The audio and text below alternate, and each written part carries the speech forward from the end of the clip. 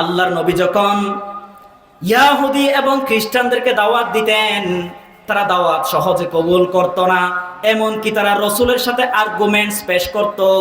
নবীকে একদিন ইয়াহুদি আবু জাহাল, উতবা, সাইবা তারা স্পষ্ট জানিয়ে দিলেন, আপনি যদি আসলে প্রকৃত নবী হয়ে থাকেন, আপনি যদি আসলে প্রকৃত আল্লাহর পয়গাম্বর হয়ে থাকেন, তাহলে আপনার কাছে যে ফেরেশতা প্রেরণ করা হয়, ওই ফেরেশতা আমাদের সামনে নিয়ে আসতে বলেন। আল্লাহকে বলেন, আমাদের স্বচক্ষে আমাদের সামনে যদি ফেরেশতা প্রেরণ করে, আমরা যদি স্বচক্ষে ফেরেশতাগুলো দেখতে পাই, তাহলে তোমার প্রতি এবং আল্লাহর প্রতি আমরা ঈমান আনয়ন গ্রহণ করব। এই ঘটনাটি আল্লাহ তাআলা সূরাতুল হিজরের মধ্যে স্পষ্ট জানিয়ে দিলেন। তা তিনা বিল মালাইকাতি ইন কুনতা মিনাস সাদিকিন। আল্লাহ তাআলা বলেন, ওগো নবী মুহাম্মদ, তারা আপনার কাছে আর্গুমেন্টস পেশ করবে।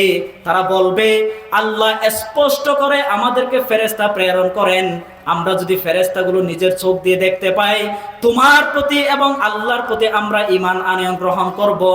কিন্তু আল্লাহ তাআলা নবী মুহাম্মদকে স্পষ্ট জানিয়ে দিলেন, ওগো নবী মুহাম্মদ, তাদের সামনে যদি আমি ফেরেশতাগুলো প্রেরণ করি, তাদের চোখ দিয়ে ফেরেশতা দেখার পরেও তারা কখনো আমার প্রতি এবং তোমার প্রতি ঈমান আনয়ন গ্রহণ করবে না।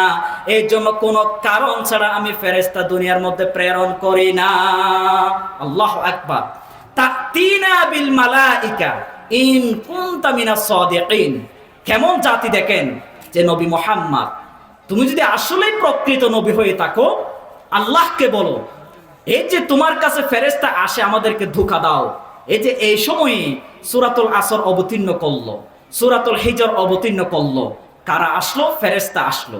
তুমি ফেরেশতাদেরকে দেখতে পাও, কিন্তু আমরা ফেরেশতাকে দেখতে পারি না। এজন্য আমরা ফেরেশতাকেও বিশ্বাস করি না, তোমার প্রতিও আমরা ঈমান আনয়ন গ্রহণ করব না। এজন্য আল্লাহকে বলেন, আল্লাহ যেন ফেরেশতাদেরকে আমাদের চোখের সামনে নিয়ে আসে, আমরা স্বচক্ষে ফেরেশতাগুলো যদি দেখি, তোমার প্রতি এবং আল্লাহর প্রতি আমরা ঈমান আনয়ন গ্রহণ করব। কিন্তু আল্লাহ তাআলা বলতেছেন, ওগো নবী মুহাম্মদ, তাদের কাছে যদি আমি ফেরেশতা প্রেরণ করি, ফেরেশতা দেখার পরেও তারা আমার প্রতি তোমার প্রতি ঈমান আনবে না। কেমন ঘাট তারা জাতি দেখেন।